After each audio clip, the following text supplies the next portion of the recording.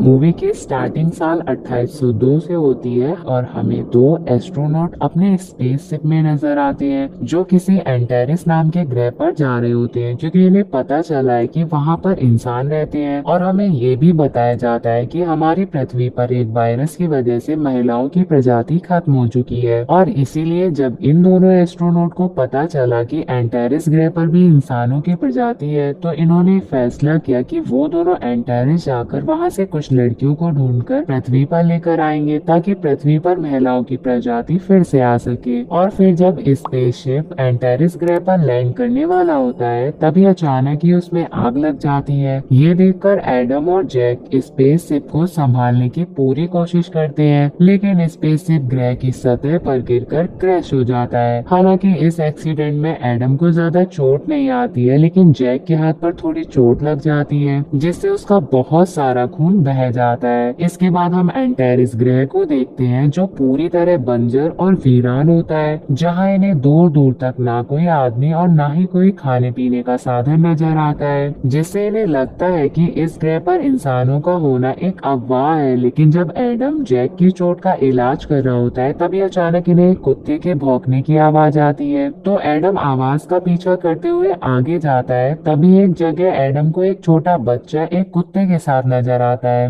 तो एडम उस बच्चे से बात करने की कोशिश करता है, लेकिन वो बच्चा एडम को देखते ही वहाँ से भागने लगता है। ये देखकर एडम भी उसके पीछे पीछे जाता है और तभी एक महिलाओं का समूह वहाँ आ जाता है जो किसी सिपाही की तरह लग रही होती है। और फिर वो महिलाएं उस बच्चे को पकड़कर अपने साथ ले जाती हैं। इधर एडम जब उस बच्चे को इधर उधर ढूंढ रहा था, तभी वो एक बड़े से महल के सामने पहुंच जाता है और एडम चुपके से उसके अंदर चला जाता है और वहाँ पर बहुत सारी महिलाओं को देखकर हैरान रह जाता है। इसी दौरान एडम को उनकी बातों से पता चलता है कि इस ग्रह पर महिलाएं आदमियों पर राज करती हैं और उन्हें गुलाम बनाकर अपने सारे काम करवाती हैं। यहाँ तक कि जब उन्हें किसी आदमी के साथ रोमांस करना होता है, तो महिलाएं उनकी मर्जी के बगैर ही अपने मन चाहे आदमी के साथ कुछ भी कर सकती हैं। इसी दौरान एडम देखता है कि वहाँ कुछ महिलाएं अपने गॉड के लिए प्रे कर रही होती हैं। तभी हमें पता चलता है कि धार्मिक महिलाएं एक ऐसे ग्रुप से संबंधित है जिसे टैक्सन चलाती है। उसी समय एक बहुत ही बड़ा सांप जमीन से निकलता है, जिसकी ये सभी महिलाएं पूजा करती हैं और इसी को अपना गॉड मानती हैं। और फिर हम इस ग्रह की रानी सुमुरु को देखते हैं जो टैक्सन के काम से बहुत कम खुश होती हैं। तभी वहाँ कुछ महिला सिपाही उस बच्चे को लेकर आती हैं और ये सब एडम बड़ी हैरानी से देख रहा होता है। तभी टैक्सन उन सभी को बताती है कि इस बच्चे को हमारे स्नेक गॉड के लिए बलिदान किया जा रहा है। ये सुनकर उस बच्चे की बहन डव, जो रानी के सैनिकों में से एक है, वो टैक्सन के ग्रुप की महिलाओं पर अटैक कर देती है। इसी दौरान हमारे सामने एक और बात आती है कि महल के अंदर की महिलाएं दो ग्रुपों में बटी हुई हैं, एक जो टैक्सन का काम करती है और दूसरी जो रानी सुमरू का काम करती है।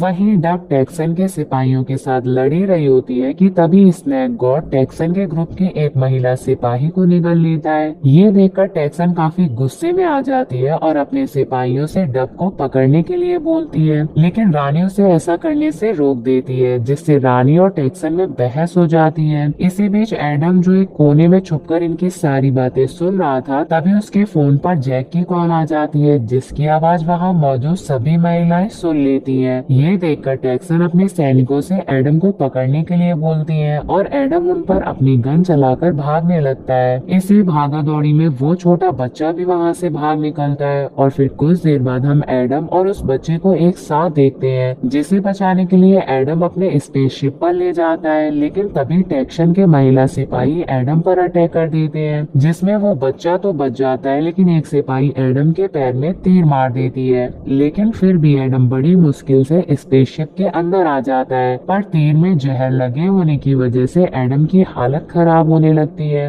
वहीं स्पेसशिप के बाहर रानी अपने सिपाहियों के साथ आ जाती है, जो टैक्सन के सिपाहियों को वहां से जाने के लिए बोलती है और फिर स्पेसशिप के अंदर जाती है जहाँ एडम बहुत ही बुरी तरह से जख्मी पड़ा हुआ था। तभी रानी अपने बालों से कुछ निकालती है और एडम की बॉडी में लगा देती है, जिससे एडम की जान बच जाती है। फिर अगले सीन में हम एडम को रानी के महल में देखते हैं जहाँ जैक भी होता है, और जब एडम को होश आता है तब जैक उसे बताता है कि उसे रिसर्च से पता चला है कि ये ग्रह अगले 2 महीने में ही खत्म हो जाएगा, क्योंकि यहाँ पल पल भूकंप के झटके आते हैं जिससे ये ग्रह धीरे धीरे खत्म हो जाएगा। ये दोनों बात ही कर रहे होते हैं कि तभी वहाँ फिर से भूकंप आ जाता है। इसके बाद रानी के सैनिक एडम को रानी के कमरे में ले जाते हैं जहाँ एडम रानी को सारी सच्चाई बताने की कोशिश करता है। यहाँ एडम रानी को बताता है कि वो पृथ्वी से आया है। इसके साथ ही एडम रानी को ये भी बताता है कि एंटेरिस के लोग भी पृथ्वी के ही वंशज हैं। दरअसल आज से सैकड़ों साल पहले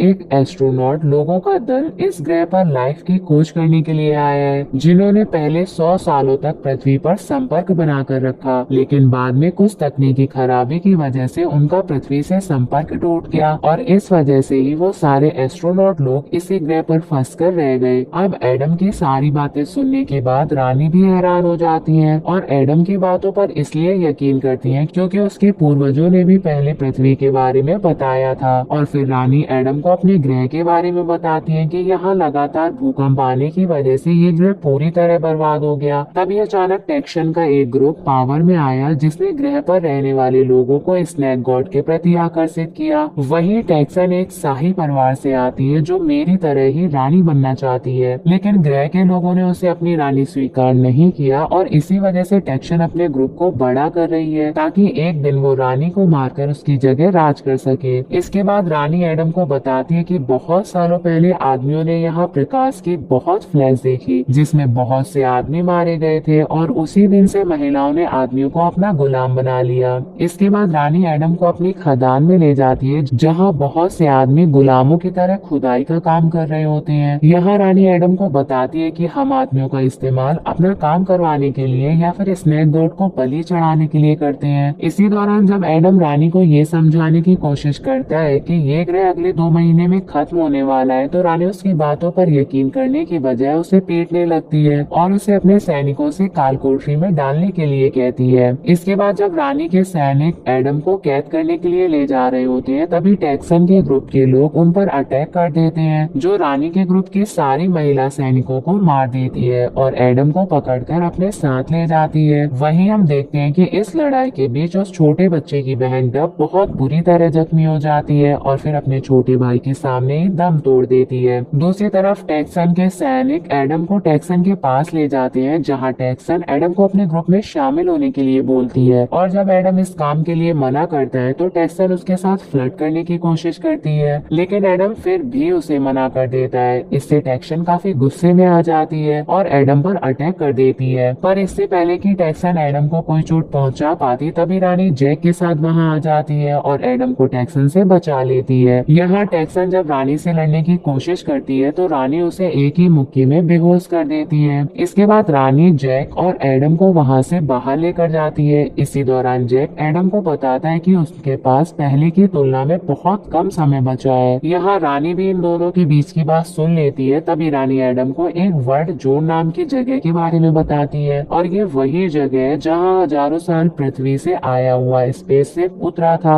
ये सुनकर एडम और जैक खुश हो जाते हैं क्योंकि उन्होंने किसी तरह से उस जगह पर पहुंचकर अपने जहाज को स्टार्ट कर लिया तो वो वापस पृथ्वी पर जा सकते हैं। यहाँ रानी भी उनकी मदद के लिए तैयार हो जाती है। इसके बाद रानी एडम और जैक के साथ वर्ल्ड जोन की तरफ जाती है जहाँ से वो उनके साथ पृथ्वी पर जा सकती है। इस दौरान रास्ते में टेक्सन के सिपाही रोकने के लिए आते हैं पर ये जैसे तैसे करके उन्हें चकमा देकर आगे बढ़ते रहते हैं। इसी दौरान रानी एडम के कहने पर कैद किए हुए सारे गुलाम आदमियों को छोड़ देती है और फिर महल से बाहर निकलकर एडम और जैक रानी के साथ पैदल ही वर्ल्ड जोन की तरफ जाते हैं। तभी रास्ते में एडम रानी को पृथ्वी पर चलने के लिए मनाने की कोशिश करता है, लेकिन रानी साफ मना कर देती है। यहाँ रानी एडम से कहती है कि वो अपने लोगों को यहाँ मरता हुआ छोड़कर नहीं जा सकती है। तभी रास्ते में एक जगह पर जैक को एक आदमी का कंकाल दिखाई देता है और जब जैक अपनी डिवाइस की मदद से उसकी जांच करता है तो उसे मालूम होता है कि इस आदमी की मौत पिछले 1000 साल पहले हुई थी। और यहाँ जैक ये भी बताता है कि करीब 1000 साल से पहले यहाँ बहुत ही बड़ा विस्फोट हुआ था जिसकी वजह से बहुत से आदमियों की मौत हो गई थी।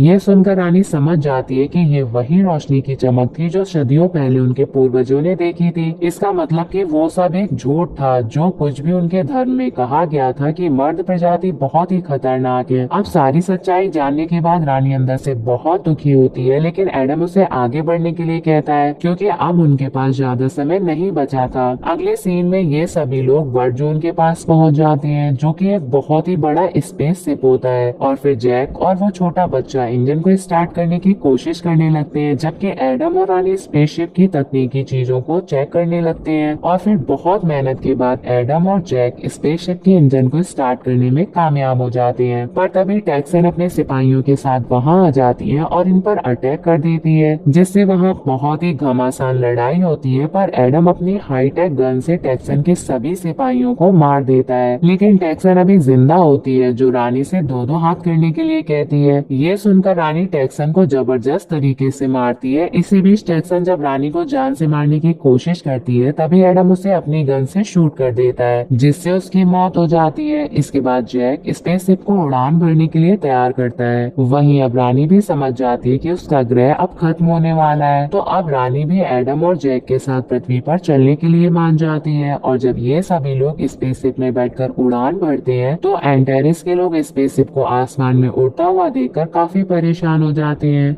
वहीं एडम जब एंटेरिस के लोगों को उनकी रानी के बिना देखता है, तो उसे उनके लिए काफी बुरा महसूस होता है। तो एडम जैक से स्पेसशिप को नीचे उतारने के लिए बोलता है और ग्रह पर बचे हुए बाकी लोगों को अपने साथ पृथ्वी पर ले चलने के लिए बोलता है। इस पर जैक एडम से कहता है कि अगर हम वापस ग्रह पर जाते हैं, तो वहाँ आने वाला खतरनाक भूकंप हमारे स्पेसशिप को खत्म कर सकता है। पर एडम और रानी इतना जोखिम उठाने के लिए तैयार होते हैं। और फिर रानी और एडम के ज्यादा बोलने पर जैक स्पेसशिप को नीचे उतार देता है। वहीं ग्रह पर मौजूद लोग स्पेसशिप को देखकर डर रहे होते हैं, तो रानी बाहर जाकर उन सभी को समझाती है और उन्हें स्पेसशिप के अंदर आने के लिए कहती है। तो रानी की बात मान सभी लोग स्पेसशिप के अंदर आ जाते हैं। और जब जैक स्पेसशिप को फिर से उड़ाने के लिए तैयार होता है, तभी स्पेसशिप पर एक बहुत बड़ा कोबरा अटैक कर देता है। लेकिन जैसे ही जैक स्पेसशिप को उड़ान भरने के लिए स्टार्ट करता है, तभी स्पेसशिप से निकलने वाली आग से वो कोबरा जलकर मर जाता है। और फिर स्पेसशिप पृथ्वी के लिए उड़ान भरते हुए आसमान की तरफ चला जाता है। और इसी के साथ ये मूवी ही खत्म हो जाती है। हमारे चैनल को ऐसे ही प्यार देते रहिए। चलो जल्दी से कमेंट करके बताओ आपको मूवी कैसी लगी। लाइक और शेयर करना मत भूलना।